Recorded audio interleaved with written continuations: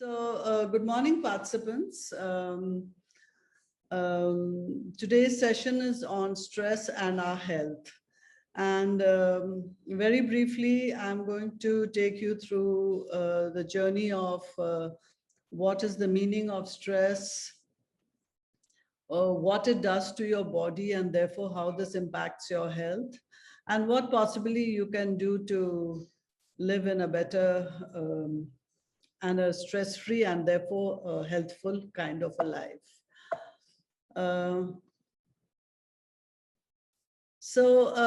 Very quickly, there are four main objectives of this session. We are going to look at the meaning of stress and how it impacts your body and mind. Then we'll discuss what we do, which can be classified as adaptive and maladaptive coping, and this would of course have an impact on your stress levels and health. Then we'll come down to methods to lead a productive and healthy life as you go on in your age. And finally, what do we mean by happy hormones? Because that's what we need to increase in our body as the happy chemicals that you should have, because that's what is linked with your health. So let's very quickly look at impact of stress on body and mind and how this happens. So now, if you look at the term stress, it means any kind of a situation that challenges your comfort zone. So to look at it differently, whether you're on road traveling, or whether you have some assignments to do which are difficult, or you're not doing it, so that's creating a pressure on you. There are issues in your family, career, environment, and nature. You know, like the COVID-19 thing was a completely natural disaster that all of us have faced. So the challenge to your comfort zone can come from any area, be it your own self-induced, family, career, or anything at all. And this challenge forces you to respond in a different way. And obviously, you don't have that way with you. Rather, you have to discover what is the best way to deal with the challenge. And this is what is the starting point of stress. So if you're able to deal with the challenge effectively by whichever response you're initiating, rather it makes you feel happy and energized, and this level of stress which forces you to respond in different ways.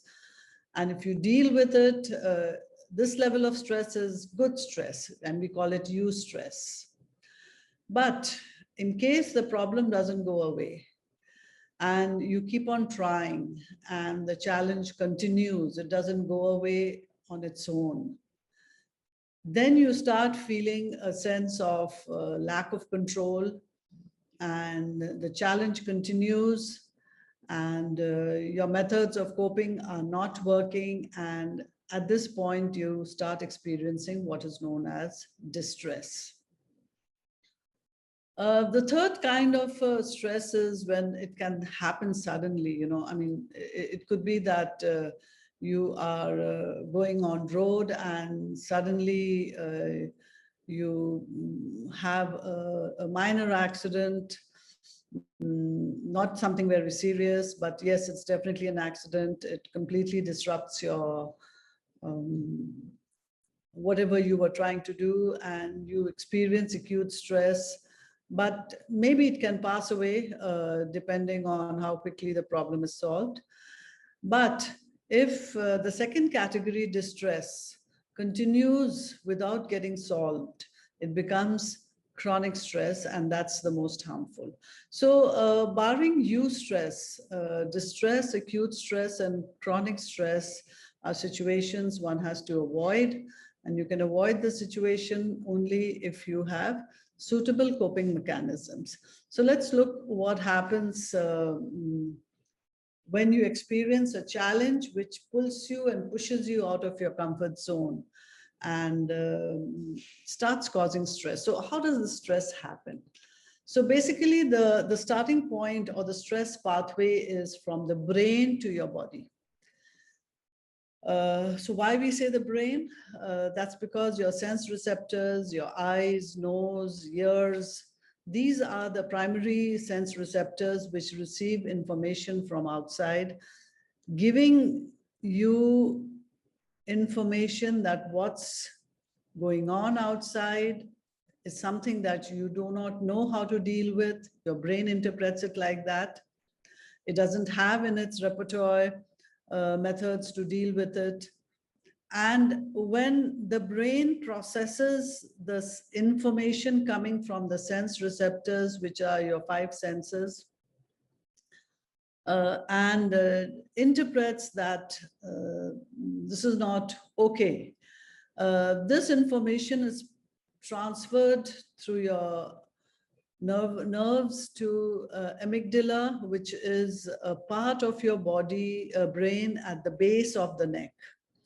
The amygdala is a very interesting kind of an organ because it, whenever there is some kind of an emotionally loaded situation, you know, I mean, a lot of situations are neutral, you know, like you go, you take a bath, it's a neutral situation. But if a situation has been associated in the past with some kind of a stress, those images get stored in your amygdala. So for example, if while taking a bath, you had slipped and had a nasty fall, maybe. So that fall and the bathroom image with the negative emotion would get stored in the amygdala. And every time you enter a bathroom, you'll just be a little careful and wary, and you'll walk a little gingerly because you're not sure if you might slip, because the amygdala here is stored in itself an image of danger associated with bathrooms. So when the brain decides that there is a challenge, this goes to the amygdala for emotional processing.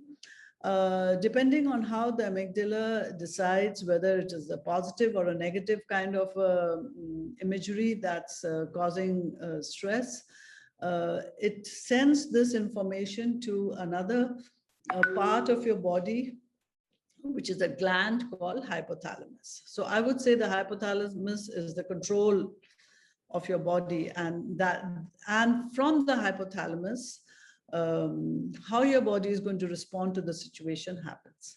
So what you need to understand is your sense organs take through its nerves, whatever comes from the environment back to your brain. If it's a neutral situation, the brain deals with it and life goes on. But if there is something that the brain is unable to deal with it, and there is discomfort, this goes to your amygdala for emotional processing. And if the amygdala, based on whatever is stored in it, decides that this is good or bad or right or wrong, that right and wrongness information goes to your hypothalamus. So let's see how the hypothalamus reacts. Now, the hypothalamus is the command center in the brain, and this is what communicates with your rest of the body through your autonomic nervous system. And it is your nervous system which controls all the organs of the body. So your heart, your blood pressure, your kidney, your blood vessels, your lungs, every part of your body is controlled by the autonomic nervous system, which is why if you have an accident and your spinal cord is hurt, your body gets paralyzed because the autonomic nervous system is unable to send messages to different parts of the body to behave in a particular way. So the hypothalamus then communicates with the autonomous nervous system. So what happens? Now, if you look at this figure, it's very interesting. The autonomic nervous system has 2 parts, the sympathetic nervous system and the parasympathetic nervous system. Each of this part of your nervous system leads to different kinds of situations. So I'm going to skip this figure and tell you what really happens. So depending on the amygdala and its decision whether whatever is happening is good or bad, it sends that message to your hypothalamus. And depending on the way the hypothalamus decides that which part of your organs and which organs have to function in what way, it initiates what is known as a flight or a fight reaction. So when there is a challenge, you have two options. You run away from it, or you fight it, or you pull up all your resources. So in both situations, you have to do something that you've not done in the past. So, so if you decide to fight, to deal with the situation, three hormones are released: the adrenaline, cortisol, and the sex hormones. And these three hormones activate your a set of activities known as catabolism. So your muscles become tight, your heart starts beating fast, because more blood is needed to go into your muscles, because you may have to run very fast or start moving very fast. There's more blood sugar in your body, and glucose is made available so that you have more energy to initiate the fight or flight reaction. The heart starts pumping fast, so more blood is taken to your muscles. Your immune system gets suppressed because now the body is using up the stored resources. And certain activities of your body become diminished. For example, sexual activity and things like digestion. So what's really happening is, unfortunately, when you're under stress, the catabolic processes are initiated, which break down the body because it uses stored energy. This is what is the first reaction to stress. So, like if you see in this figure, the adrenal cortico hormone dilates your bronchioles, so more air is available. The brain is working very fast. Your heart is beating very fast to make more blood available. So your blood pressure goes up. Your kidney starts working fast. Your digestive system becomes inactive, or which really means that you don't need digestion to deal with a challenging situation, because digestion is something, and that's why the food in your stomach doesn't get digested, and you end up with acidity and reflux problems. And this is how your body is responding to stress. So this is your, so basically I'm going to rush through the slide. So cortisol, catecholamines, these are the kind of reactions they have on your body. And therefore, if you look at this particular slide, your sex and hormones get decreased, and therefore females, it leads to something called anovulation, and menstrual irregularities will happen. And in the males, the sperm count may go down, and there would be other kinds of dysfunctionality. So basically, you will have, if you're living with stress, you'll have these kind of sexual problems as well, because the autonomic nervous system is not sending messages to them. Rather, it's more busy sending messages to the other body organs to initiate your fight and flight reactions. And your thyroid T3, T4 levels also decrease with stress. So you can see what's happening to you. These are some of the blood tests you get regularly done. And when these are raised, you can understand the stress in your body. Insulin also gets decreased, so there's more sugar in your body. And there are all kinds of digestive problems that you will have. So this is a very simple chart. The function of the stress hormones, which I had shown you earlier, their function is to mobilize energy, increase the heart rate, blood pressure, breathing rate, and shut down the metabolic processes like digestion, reproduction, growth, and immunity. Now, the blue line is what we need to lead a healthy life. And this system gets shut down when this system is active. Okay, so what you need to understand is that these two systems don't work parallelly.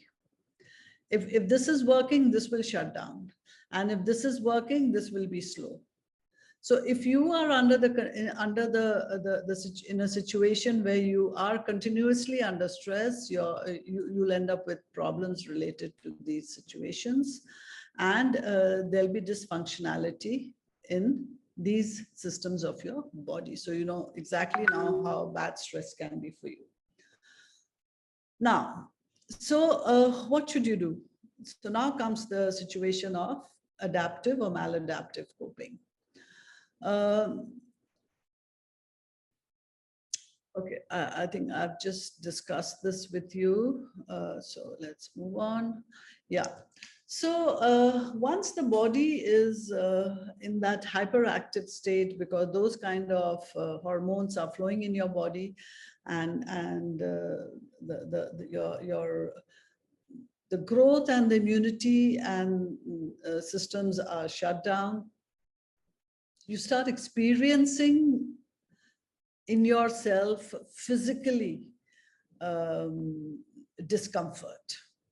And this comfort then starts affecting your behavior cognitively. Therefore, see, if you have a raised blood pressure, you start feeling irritated. And if you're irritated, you're not able to think carefully, and therefore there will be cognitive issues.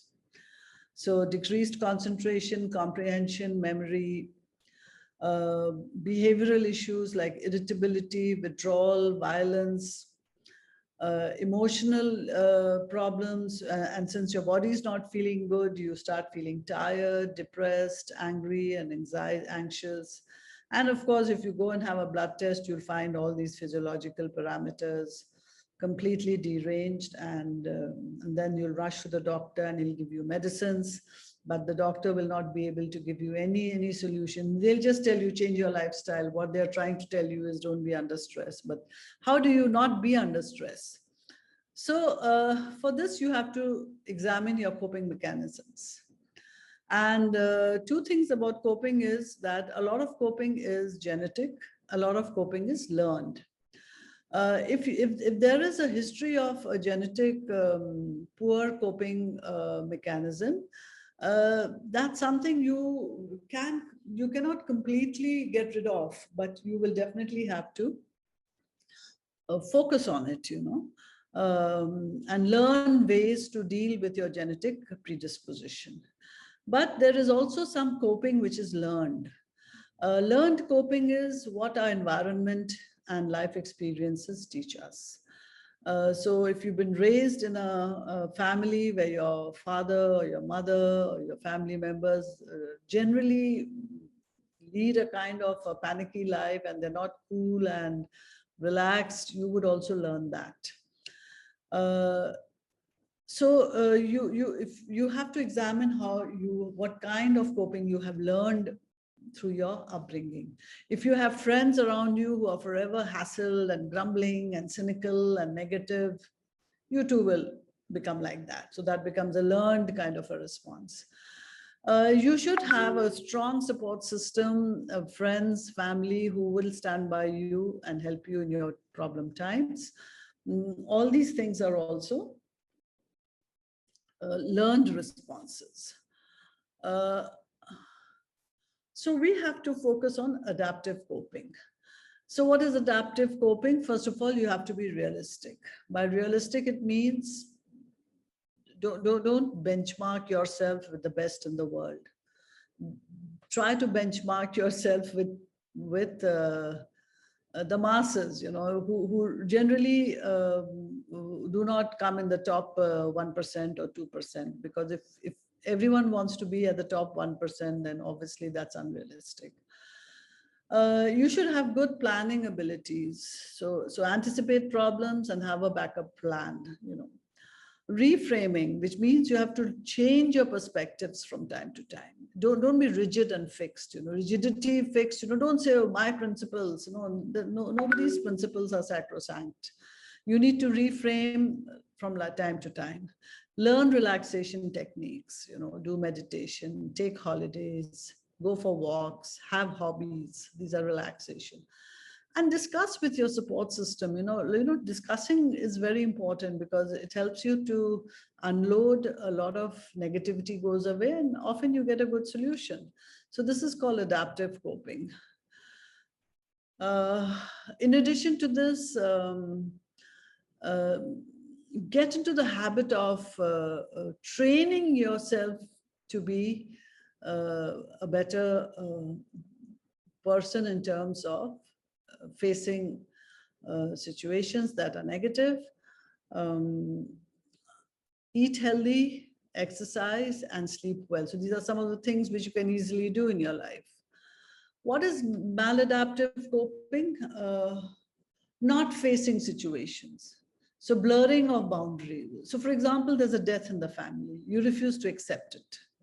I mean, the person has gone, but you refuse to accept. And so you are blurring the boundary between death and being alive. Another kind of maladaptive coping is withdrawal. You refuse, somebody, you have a problem with somebody. Let's say you have a bad relationship with your spouse. You just avoid, you just withdraw, just keep reading your paper more, you go home late. You don't sit and discuss it out and try to solve the problem. So that's avoidance. You have a negative attitude, you just keep reading, watching TV news, which is always negative. Your friends are always bashing up the politician, the university system, this, that, anger outbursts. You have a lot of alcohol, which again is an avoidance behavior. So all these things, ask yourself, if you're engaging in these kind of things, and I see it all around me,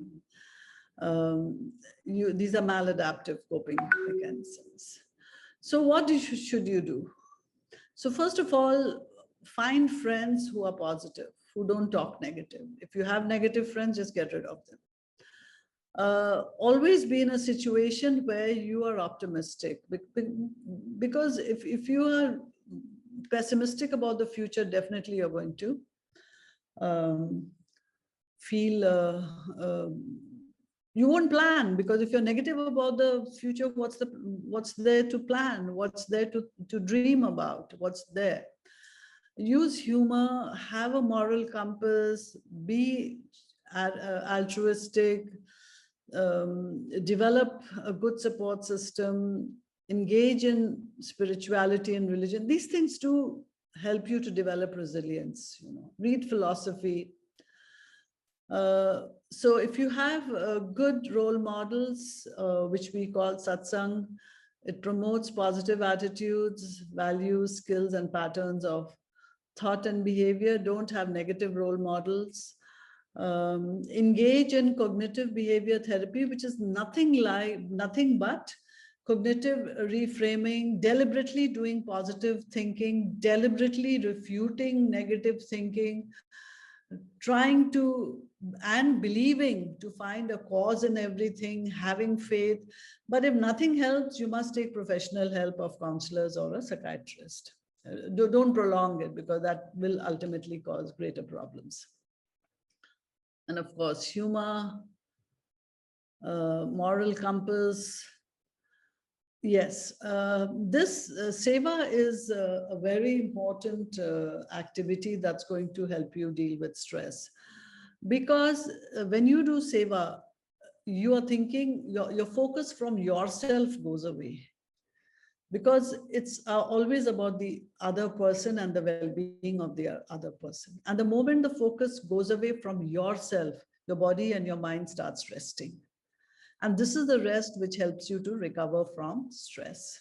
So, unselfish regard for others takes away self focus. And when self focus goes away, you are less obsessed about what's happening to you, how it's going to impact you, how you're going to suffer, and your body will stop initiating all those stress activities.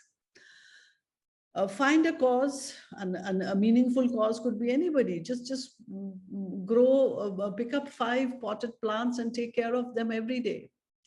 Choose to feed the birds outside. Give food to your your neighborhood dogs. Anything. Believe in it. Do things together. So seva makes us less self-centered, and it activates the brain's reward center. Religion and spirituality gives you psychological, physical well-being. It guards you against despair. It gives you a community to take help from. And it's very important to reduce stress. Social support are your friends and family. So the last point, if you see few hardy individual, go it alone. They always go together. Recognize your strength, be proud of yourself, use your strength, and lastly, give a gratitude prayer every day. Think of people who are, the large number of people who are worse. So these are some of the signature things that you can do. So ultimately, you have to practice these 5 S's to develop resilience and a stress-free life. Seva develops gratitude, reduces self-focus. Satsang gives you positive role models. Swadhyay, that is reading, self-study, self-reflection, contemplation. It changes perspective and helps the brain to refrain. Sadhana is your yoga for a healthy Panchakosh. And Shraddha, have faith. Be like a baby, just like a baby. Have you seen a baby in the mother's arms? So delightful and happily, just not afraid that I'm going to fall off. Fully secure that the mother will hold me. So if you can believe that the whole world is there to support you, and God, the whole world is God. It's going to support you. You'll never be afraid. And that's what faith is all about. And ultimately, when you do all these things, you'll get these 5 hormones flowing in your body. Serotonin, which is the mood stabilizer. Dopamine, which gives energy and motivation to you. Oxytocin flows in your body, which gives you a feeling of being loved. And endorphins flow in your body, which relax you and physically make you feel good. Most of these things you get in your food. So diet is very important, okay? So 90% of your body's serotonin is produced in the gut. So you have to find which foods, so these are the things you have to eat. Apples, you can look at these slides later on, and you can also Google and find out what are the 4 foods that promote serotonin. In fact, people who have depression, they have reduced serotonin in their body. And it's not because of what they have not eaten, but it's also because the brain neurotransmitters have stopped making serotonin. So of course, you have to improve your diet, but you also have to probably help your brain to start using the serotonin in itself. Oxytocin is released when there is childbirth, which is why the moment, despite so much of pain, when the child is born, the mother feels such a rush of love for the child. So oxytocin promotes trust and love. And where do you get, there is no food that will give you oxytocin, but oxytocin is released when you have caring relationships, when you hug, when you kiss, and when you show affection. So don't hesitate being affectionate, because that's going to give you more oxytocin in your body, which is a feel-good hormone. Dopamine gets released when you are active, when you're running and you're doing things. Okay, but don't forget, dopamine is also released when you're gambling or having sex and having drugs. So be careful with the dopamine and how you're getting it. There are better ways to get dopamine rather than getting it through the addictive issues that I have mentioned here. So caring for your gut microbiome contributes a lot to mental well-being. It's sometimes called the second brain, So your diet is very, very important. And endorphin comes from exercise. So ultimately, keep your mind and body safe, simplify your life, surrender and embrace what life offers you, eat well, exercise, express love and develop social support, and manage your Panchakosha. I have not talked about Panchakosha, so we leave it right now. And this is the last slide. And if you can see, to have a stress-free life, your body should have enough dopamine, enough oxytocin, enough serotonin, enough endorphin. And how do you get this in your body? See, there's so many things written here. It's not just by your diet, but by the things you do, which are going to increase these chemicals. So these are the happiness chemicals, and ways to get them are mentioned on the slide. Having a pet, a pet dog in your house, playing with babies, all this is going to increase oxytocin. So it's quite simple if you want it to be simple, and it's quite simple also to lead a stressful life. It's all up to you. Okay, thank you. Okay, so we're going to discuss now the topic on managerial ethics.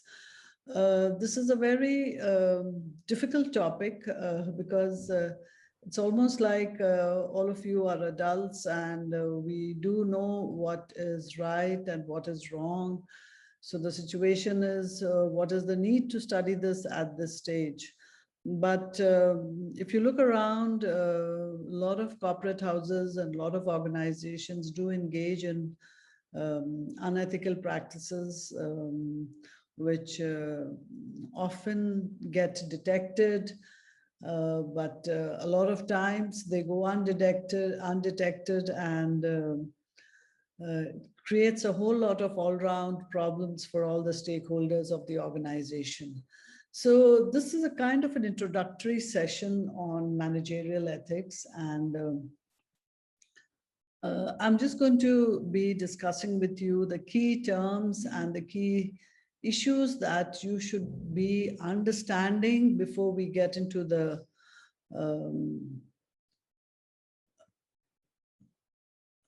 okay. So the key objectives of the session is, let's first be clear about certain terms and definitions, and then look at what kind of managers we have with respect to the levels of morality. Then we're going to look at a very interesting formula called the 4I formula, which is a very nice and a simple method to evaluate whether whatever your organization is doing is ethical or unethical. And finally, have a look as to why do people really end up being bad in their ethics when they jolly well know what's right and what's wrong. So what does the term ethic means? So ethic conveys a whole discipline of thinking where we can evaluate actions of people into the category of good or bad in the context of morality. So the two terms here are what is moral and what is ethics. But we'll come to the moral part and its definition in a little while. So whenever we divide human behavior or organizational practices or managerial activities into good or bad practices within the context of morality, it is known as ethics. So behavior that is, it is possible to judge with respect to being good and bad is ethics. So for example, if you're doing a simple sum of addition, there's nothing good and bad in the activity of a plus or a minus or a multiplication. That behavior is not related to morality and ethics.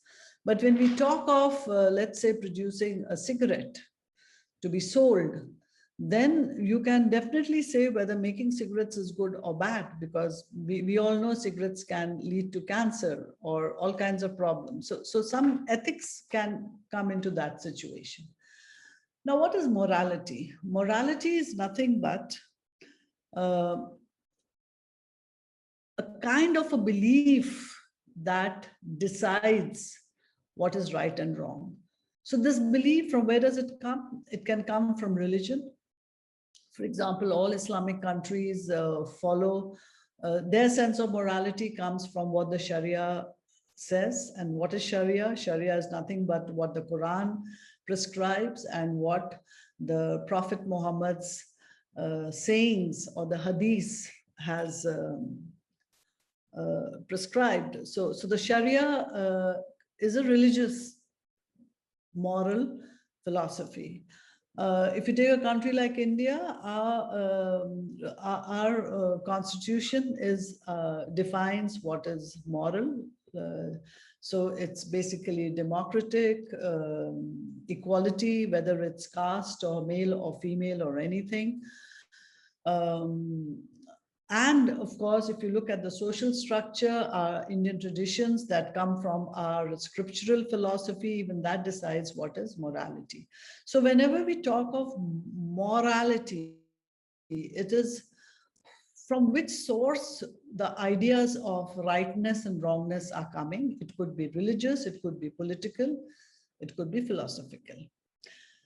Then if you look at different sectors, so good and bad practices is ethics within the context of morality, and you know from where morality comes.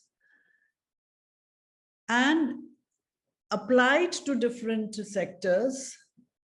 So when you talk of business ethics, we are talking of right and good, wrong practices within morality in business. When you talk of doctors or medical ethics, we are talking of right and wrong practices within the context of morality in the medical profession. When we talk of teachers' ethics, we are talking about right and wrong practices, and each would be different. For example, if a corporation is giving bribe to the government or not paying taxes, that is a different kind of unethical practice. If you're looking at teachers who are doing favoritism, then that's teachers' ethics. Or if you look at doctors who are unnecessarily charging their patients for treatment they don't require, then we are talking of poor medical ethics. So the bigger canopy is morality. And when morality decides right and wrong behavior, that is ethics. And when ethics is applied to specific professions and vocations like teacher, medicine, doctors, engineers, that becomes ethics. So what is the scope of ethics? It's everywhere. It's pervasive. So how the employee-employer relations, employer-employee relations, customer-company relations, company-shareholder, company, community, public. So practically ethics, I mean, frankly, there should not be a separate subject like ethics. All of us should just be doing things correctly. But ethics applies everywhere. Sorry. And where do we learn ethics from? So again, you can see there are so many sources. So ethics basically resides in your brain and in your conscience. And the conscience is actually in your heart. Because if your brain decides that this is unethical, the heart starts feeling pinched. So don't ignore the heart. The heart is a very good barometer to tell you whether you're being unethical or unethical. But every time you cheat, every time you I mean, you've been doing it so frequently that your conscience has got killed. You don't feel anything. So how does this conscience develop? It develops from what your family has taught you, what you see your friends doing. It depends on how you understand the law, the legal system, how religious you are, the kind of company you're working for, and the kind of ethics they promote.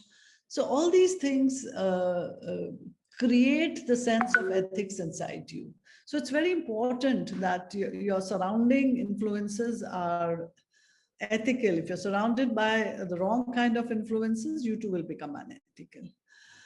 Now, what's the difference between law and ethics? So law is your codified norms of behavior. So the Indian Penal Code 1, 2, 30, 40, 498, all these are articulated behaviors which are mandatory for every Indian citizen to follow. And if they do not follow, they become a criminal of some sort. So law is the bare minimum of ethics. It represents the ethical minimum. Because if you break the law, you have committed some kind of an offense which can be penalized. But if you don't break the law, that also doesn't mean you're the most ethical person. Why I'm saying this is because ethics is very big picture. And frankly, any and everything of what is right and wrong in this very big picture cannot be codified in the form of a law. And therefore, you should have a strong sense of what is social justice, what is personal justice, what is religious justice, all this sense which is there inside you, which is not written in a lawyer's book or in the constitution, that understanding is ethics. So to be ethical doesn't mean that, oh, I follow the law. It means much, much, much, much more. Because frankly, the law is only made when something really comes to the bottom, okay? So now, as a manager, how are you when you have to take decisions and act? Which supplier to take, which product to sell, which selling methodology you should adopt, what kind of advertisement should be made to promote this product. So all these corporate decisions are based on decisions which managers have to routinely take. So this is a very interesting formula, which again can be used to take decisions which come within the canopy of ethical actions. So if you understand that whenever I do something in the corporation, I have to fulfill at the same time legal responsibility, economic responsibility, and ethical responsibility. So what is legal responsibility? Legal responsibility means that whatever your company does has to be lawful. Economic responsibility means that when you are employed somewhere, whatever you do should be productive and profitable for the organization. However, it should also conform to, even if it's legal and it's economically profitable, it should also conform to the larger sense of ethics of the community and the system in which you are embedded, which is again, the ethical responsibility is difficult to understand. So if you look at the section 1, if you take a decision which is within 1, it means your decisions are profitable, within law, and also within the larger sense of ethics the community has. If you take a decision on 2A, this area, then definitely you're legal. Definitely you're legal, you're profitable, but you may be violating the sense of ethics, which the public wants. Okay. And if you look at 2B, you may be economically profitable. You may also conform to the larger sense of ethics, but there might be some law that you're breaking, and that could be a little tricky. So if you can look at all these sections, but the ideal place to be is at 1. So what do you do? If you're in 2A or 2B or 3, you have to then do creative thinking and find methods and means to come to a situation where all your decisions are both legally responsible, economically responsible, and ethically responsible. If you look at area 1, it leads to no discomfort because you're fulfilling all 3 circles in the Venn diagram.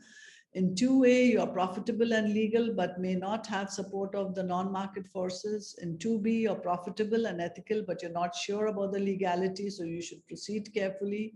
And in area 3, it is ethical and legal, but it's not profitable. You have to find ways and means to be profitable without diluting the others. So this is a very interesting formula to decide whether and how you should proceed when you're taking decisions in an organization. And typically, another way to understand people is by looking at their sense of morality. So what they've done is you've categorized into 3 types of managers: moral, amoral, and immoral. So let's look at these. An immoral manager is easy to understand. They take decisions. If you look at the first column, they take decisions and actions which are definitely in opposition to ethical norms. Such people are utterly and totally selfish. They're only looking at their self-interest. Their goal is only personal profit at any cost. And laws are a barrier that must be turned and broken or exploited or manipulated. So there are so many people around you you can find like this. You know, your Nirav Modis, your Vijay Mallya, your Ramalingam Raju of the Satyam. These are all people who come in the category of immorality. Then there is the amoral manager, which most of us are. We believe that we have ethical awareness. However, we are definitely selfish, but or rather, we believe that morality is something that doesn't concern me. I mean, we're just doing our work. You know, I'm a teacher. I just go and teach. You know, and what's the big deal of morality and non-moral? We don't even think of morality. We don't even reflect on it. We are good, well-interested people, but definitely selfish. Look, I'm taking my class. I don't care about anything else. Profit is a motivator, but not at any cost. And letter of law is the minimum guideline for actions and decisions. So it's quite possible that you never prepare for your lecture, but you're there in the class every day. So nobody can judge you. No, I took my class, but how you took your class, that's where the ethics and morality comes in. And then there is a moral manager. All the decisions conform to legal and professional and social norms. There is definitely self-interest, but it's enlightened self-interest. Personal profit as per law and ethical standards, and such people will follow the letter and the spirit of the law. See, this is very important to understand that every law has a letter and spirit. What is written is the letter of the law, but that represents the larger sense of morality, which is the spirit of the law. So the people who are crooks, they will just follow the letter of the law, and that's what they will fight in the court of law if they are caught. Now, no, I did this, but then the judge will, of course, decide whether what you did also fulfill the spirit of the law or not. So you can, you know, you just have to look around and see what kind of company you keep. Are they moral? Are they amoral? Or are they moral? You'll find a lot of people fall in the amoral category. Okay. So ultimately, how do you make ethics actionable? Um, Ethics are actionable through systems and structures and the top management leadership behavior.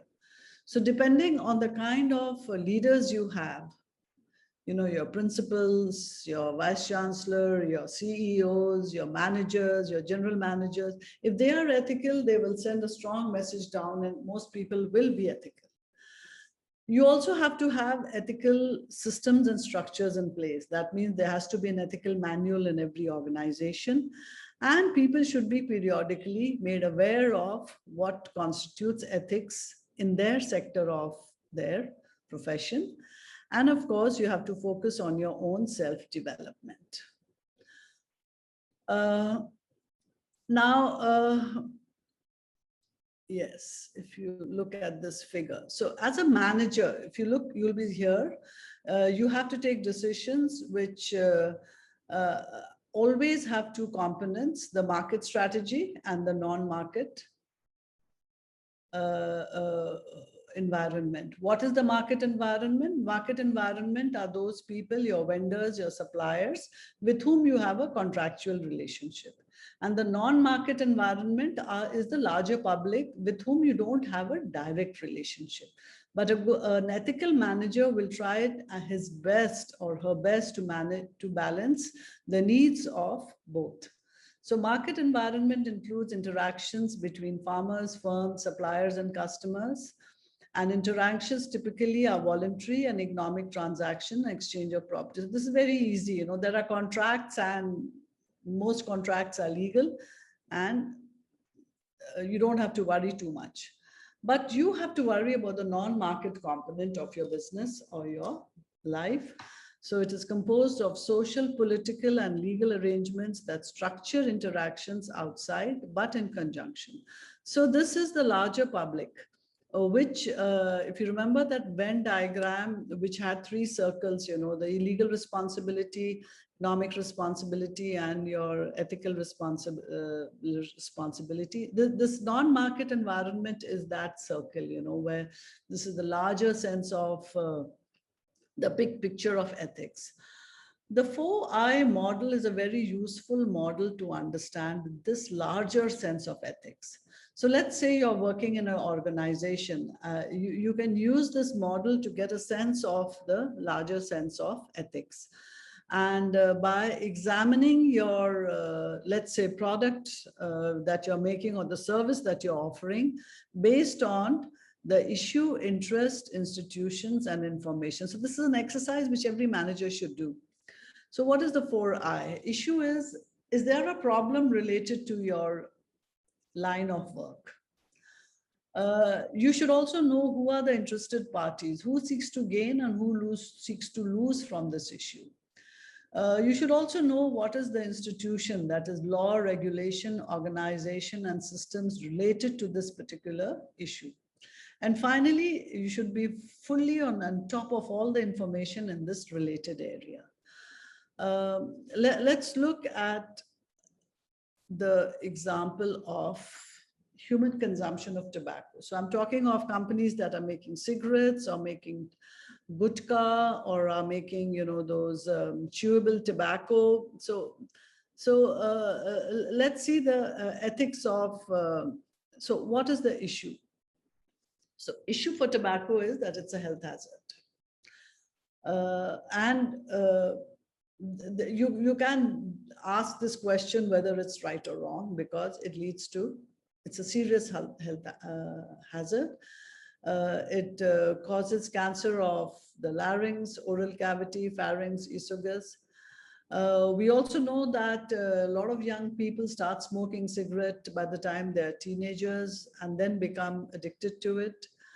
And we also know that cigarette smoking in pregnancy can lead to low birth weight, or if the husband is smoking, there could be a case of passive smoking leading to cancer.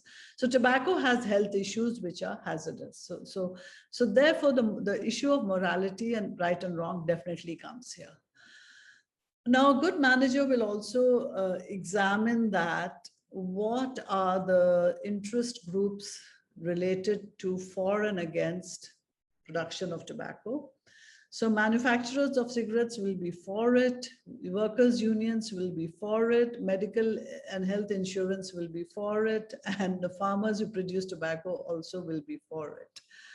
But there would be several other organizations which would be against the production of tobacco and cigarette, and you should be on top of that.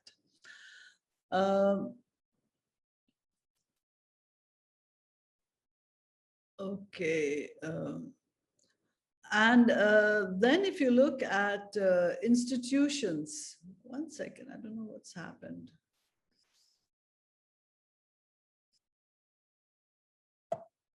Okay. Anjali. Ma'am. Anjali, one or two slides have kind of got a little mixed up. Ma'am, so, ma'am, you can continue, ma'am, not an issue. Okay. All right. So you do a little bit of editing at that point. Yes, ma'am. So we've discussed issues, we've discussed interest groups.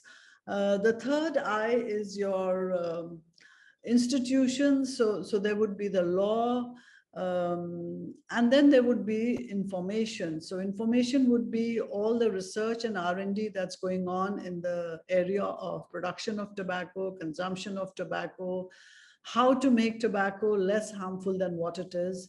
And maybe these factors can go in deciding what the company needs to do in order to be more ethical in case it decides to continue with production of tobacco.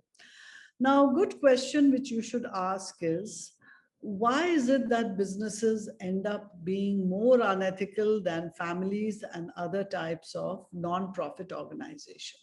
So for this, we have to first understand what is a business. So basically, a business is a form of exchange where products and services are given in exchange of money. So it's a method to generate wealth. Then the question comes, for whom? So if it is only to generate wealth for the promoters and owners of the company, but not for the employees and the larger public, then there is an issue over there. Then you can ask a question that what is the method of doing this exchange? You know, I mean, do you sell products without informing the customer if there are any harmful effects to the product? If you hide that, then it's a wrong means, and then the issue of ethics comes. Then you should also ask the question, is business an end in itself? If yes, why? And frankly, business is not an end in itself. Business is a means to make societies wealthy and productive. So if you understand why a business is there, the relationship between the business, organization, environment, and individuals, a lot of issues regarding what is ethical and unethical will get clarified. And this is the last slide, and this is going to help you understand why organizations end up being unethical often and families do not. Both of them are collectives. In a family, there is a collective unit of a father, mother, parents, maybe extended family. And similarly, the organization also has the employers, employees, customers. But in a family, the relationship is lifelong and unconditional with no exit option. I mean, you don't change your father and mother if you don't like it. But an organization is a temporary collective with easy exit options, and it can be conditional, but it's also unconditional sometimes. So there's a difference. You know, if you know you can leave this place, if you don't like it, you'll be less invested in it, but you'll be more invested in the well-being of your family because you know you will not leave it and it's for life. That makes a different kind of an arrangement.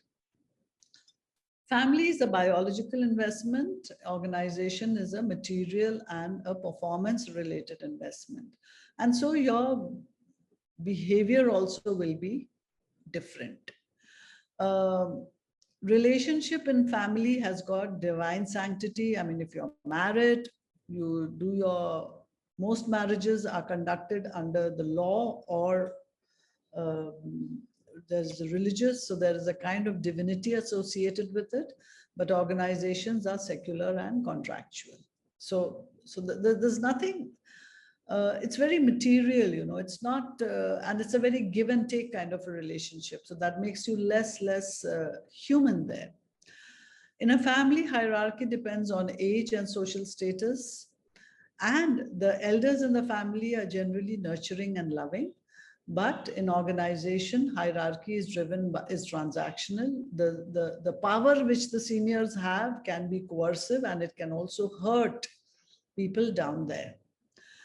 Resource allocations in families based on social needs. So for example, if there's a handicapped child born in the house, the family will spend a lot of money for the health of this handicapped child who's probably not productive at all. But in an organization, if you have an accident, you can very well accept yourself to be asked to leave the organization. So therefore, families are sustainable. Organizations are not sustainable.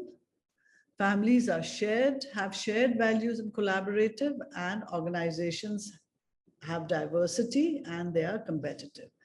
And therefore, organizations become vulnerable. Because relationships are remote, there is less emotionality, and that can make you unkind and uncompassionate. Because the base of an organization is contractual, then material and positional power is all that drives organization. And therefore, business organizations become vulnerable, and therefore it's easier to discriminate, it's easy to exploit the laborers, it's easy to be greedy because you're not thinking about the others, it is easy to use your prejudice and bias, and therefore there is more stress also in organization. You will be surprised to know that because of COVID and a lot of people are working from homes, a lot of mental health issues have actually, in a way, got solved, because when you're staying at home, the stress levels of people have gone down. So the potential of being unethical in an organization is much higher than the potential of being unethical within a family. And that's why we have to create artificial systems and structures to teach people to be ethical in an organization, penalize people if they are unethical, because that's going to be harmful. Apart from, of course, the larger picture that if managers and business organizations are not ethical, we also ruin the environment and we ruin societies. Okay. So ultimately, this will be again your last slide. Every organization should have a managerial code of ethics, a document. A culture of ethical values should be developed through training and proper leadership. The external agency laws and regulations have to be very well understood and followed. And finally, there has to be a motivational agency or leadership which drives the ethical culture of an organization. Okay. So we've really done a quick run through, a kind of a preliminary understanding of what makes organizations vulnerable, and which is why they end up being ethical. The 4I formula to get a sense of the ethics regarding the work you're doing. And we also clarified the definitions, the meaning of ethics, morality, law, and so on. So this is like a primer for the larger area of ethics in an organization. Okay, thank you.